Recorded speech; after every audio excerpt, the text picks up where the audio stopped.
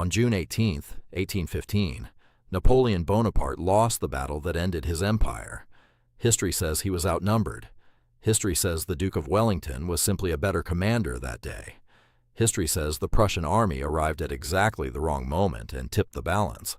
All of that is true. But none of it explains why Napoleon, the man who had won 60 battles against impossible odds, who had outmaneuvered every general in Europe for 20 years, made the decision that cost him everything. He waited. On the morning of Waterloo, Napoleon delayed his attack by 6 hours. 6 hours that allowed Wellington to strengthen his position.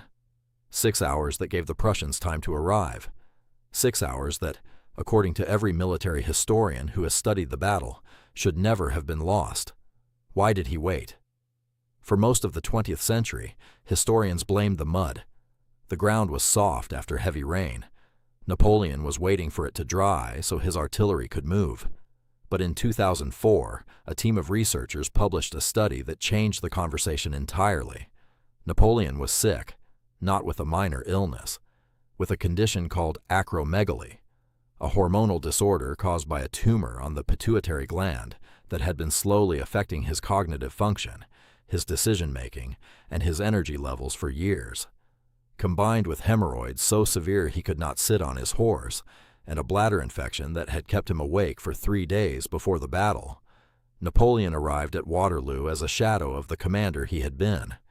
The man who had once planned entire campaigns in his head overnight could not think clearly enough to attack at dawn. One tumor, one infection, one sleepless general, and the entire map of Europe changed forever. History remembers Waterloo as Napoleon's defeat, but it may have been his body's.